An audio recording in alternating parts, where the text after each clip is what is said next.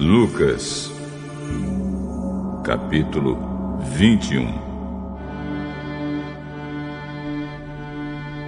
Jesus estava no pátio do templo, olhando o que estava acontecendo, e viu os ricos pondo dinheiro na caixa das ofertas. Viu também uma viúva pobre que pôs ali 2 moedinhas de pouco valor. Então ele disse: Eu afirmo a vocês que esta viúva pobre deu mais do que todos, porque os outros deram do que estava sobrando. Porém ela, que é tão pobre, deu tudo o que tinha para viver. Algumas pessoas estavam falando de como o templo era enfeitado com bonitas pedras e com as coisas que tinham sido dadas como ofertas. Então Jesus disse: Chegará o dia em que tudo isso que vocês estão vendo será destruído. E não ficará uma pedra em cima da outra. Mestre, quando será isso? Que sinal haverá para mostrar quando é que isso vai acontecer? Tomem cuidado para que ninguém engane vocês. Porque muitos vão aparecer fingindo ser eu, dizendo: Eu sou o Messias. Ou já chegou o tempo. Porém, não sigam essa gente. Não tenham medo quando ouvirem falar de guerras e de revoluções. Pois é preciso que essas coisas aconteçam primeiro. Mas isso não quer dizer que o fim esteja perto. Uma nação vai guerrear contra outra e um país atacará outro. Em vários lugares haverá grandes tremores de terra, falta de alimentos e epidemias. Acontecerão coisas terríveis e grandes sinais serão vistos no céu. Mas antes de acontecer tudo isso, vocês serão presos e perseguidos. Vocês serão entregues para serem julgados nas sinagogas e depois serão jogados na cadeia. Por serem meus seguidores, vocês serão levados aos reis e aos governadores para serem julgados. E isso dará oportunidade a vocês para anunciarem o Evangelho. Resolvam desde já que não vão ficar preocupados antes da hora com o que dirão para se defender. Porque eu lhes darei palavras e sabedoria que os seus inimigos não poderão resistir nem negar. Vocês serão entregues às autoridades pelos seus próprios pais, irmãos, parentes e amigos. E alguns de vocês serão mortos. Todos odiarão vocês por serem meus seguidores. Mas nem o fio de cabelo de vocês será perdido. Fiquem firmes, pois assim vocês serão salvos.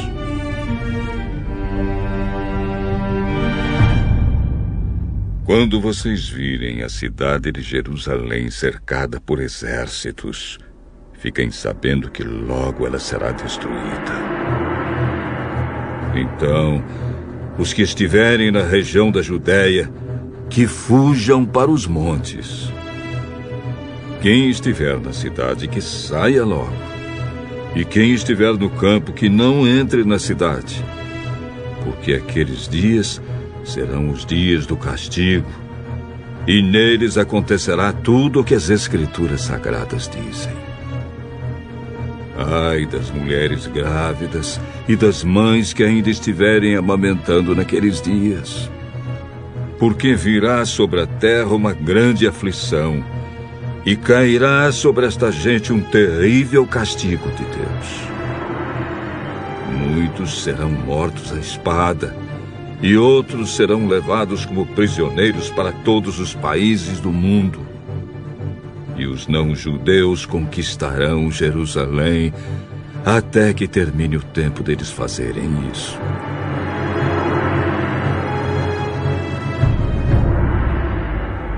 haverá sinais no sol, na lua e nas estrelas.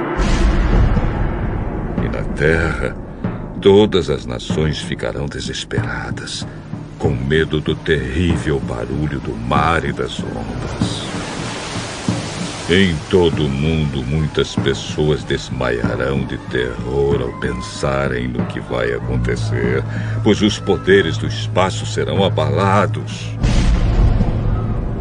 Então o Filho do Homem aparecerá descendo numa nuvem, com poder e grande glória. Quando essas coisas começarem a acontecer, fiquem firmes e de cabeça erguida, pois logo vocês serão salvos. Em seguida, Jesus fez esta comparação. Vejam o exemplo da figueira ou de qualquer outra árvore. Quando vocês veem que as suas folhas começam a brotar, vocês já sabem que está chegando o verão. Assim também, quando vocês virem acontecer aquelas coisas, fiquem sabendo que o reino de Deus está para chegar. Eu afirmo a vocês que isto é verdade. Essas coisas vão acontecer antes de morrerem todos os que agora estão vivos.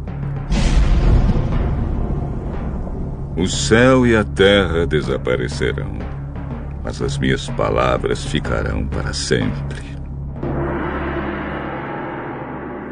Fiquem alertas. Não deixem que as festas, ou as bebedeiras, ou os problemas desta vida façam vocês ficarem tão ocupados que aquele dia pegue vocês de surpresa, como se fosse uma armadilha. Pois ele cairá sobre todos no mundo inteiro. Portanto, fiquem vigiando e orem sempre, a fim de poderem escapar de tudo o que vai acontecer e poderem estar de pé na presença do Filho do Homem, quando ele vier. Jesus ensinava no pátio do templo todos os dias, mas à noite ia para o Monte das Oliveiras e ficava ali até de manhã. E todo o povo ia de madrugada para o templo a fim de ouvi-lo.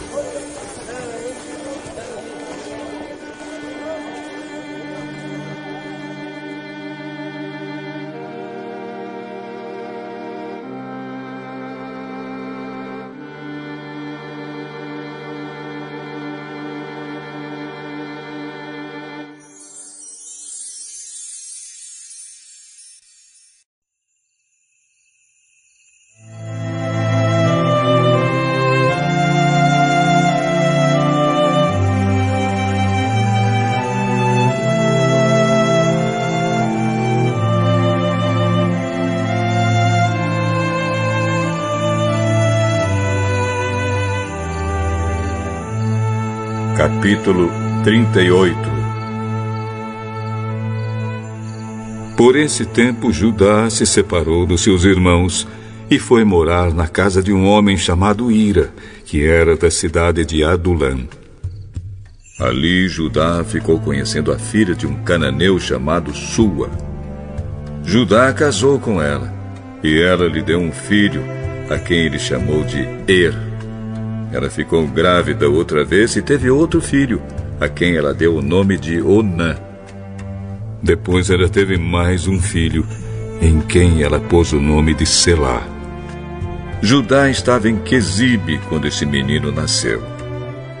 Judá casou Er, o seu filho mais velho, com uma mulher chamada Tamar. O Senhor Deus não gostava da vida perversa que Er levava. Por isso o matou. Então Judá disse a Onã: Vá e tenha relações com a viúva do seu irmão. Assim, você cumprirá o seu dever de cunhado, para que o seu irmão tenha descendentes por meio de você. Ora, Onã sabia que o filho que nascesse não seria considerado como seu. Por isso, cada vez que tinha relações com a viúva do seu irmão, ele deixava que o esperma caísse no chão para que o seu irmão não tivesse descendentes por meio dele. O Senhor ficou desgostoso com o que Onã estava fazendo e o matou também. Então Judá disse a Tamar, a sua nora: volte para a casa do seu pai e continue viúva, até que o meu filho Selá fique adulto. Ele disse isso porque tinha medo que Selá fosse morto, como havia acontecido com seus irmãos. Assim, Tamar foi morar na casa do pai dela.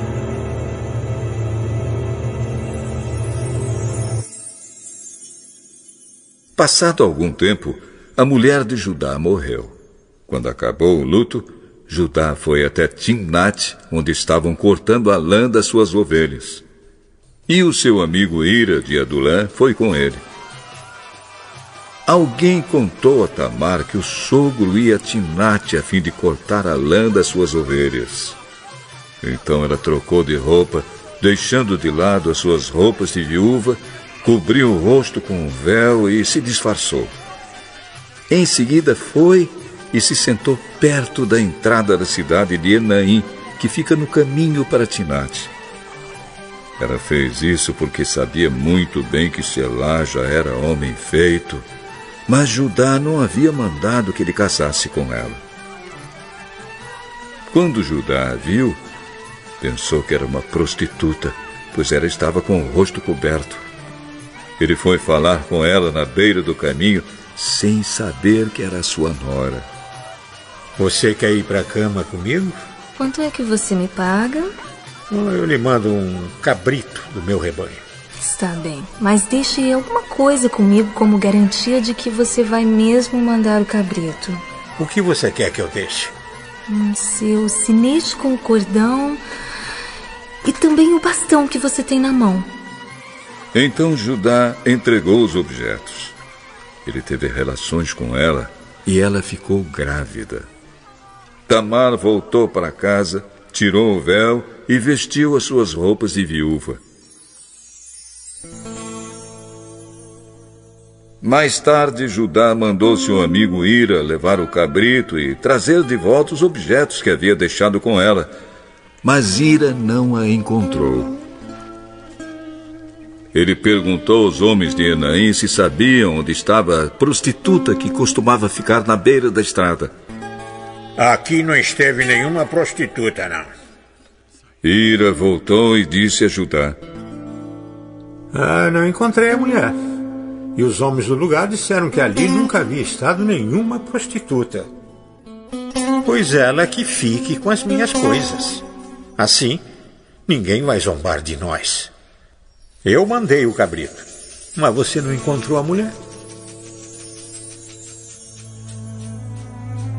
Passados uns 3 meses, foram dizer a Judá: a sua nora agiu como prostituta e agora está grávida. Tragam essa mulher para fora, a fim de ser queimada. Quando a estavam tirando da sua casa, ela mandou dizer ao seu sogro: quem me engravidou foi o dono destas coisas. Examine, veja de quem são o sinete com o cordão e o bastão. Judá reconheceu as coisas e disse: ela tem mais razão do que eu, pois prometi casá-la com o meu filho Selá, mas não cumpri a promessa. E nunca mais teve relações com ela. Na hora de Tamar dar à luz, descobriram que ia ter gêmeos. Quando ela estava no trabalho de parto, um dos gêmeos pôs uma das mãos para fora. A parteira pegou uma fita vermelha e amarrou na mão dele e disse: este saiu primeiro. Mas ele puxou a mão e o irmão gêmeo nasceu primeiro. Então a parteira disse: como você abriu o caminho? E puseram nele o nome de Pérez. Depois nasceu o outro, o que estava com a fita vermelha amarrada na mão. E ele recebeu o nome de Zera.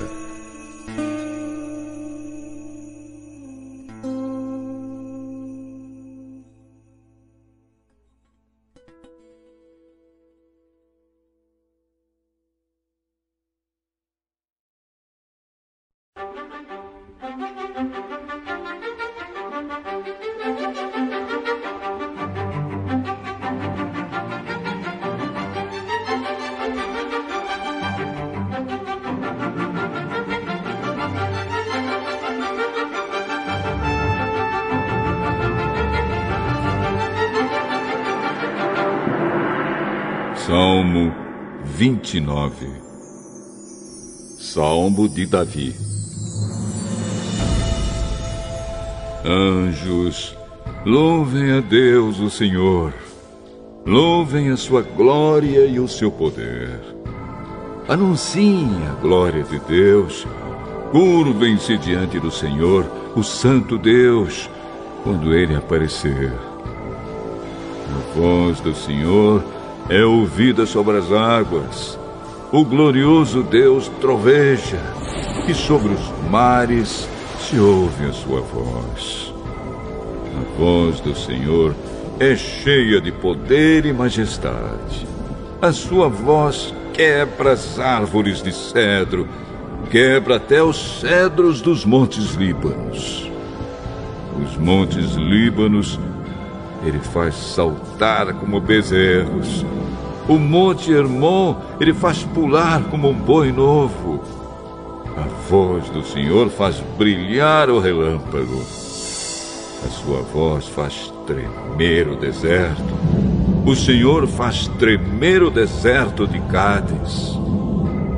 A voz do Senhor sacode os carvalhos e arranca as folhas das árvores.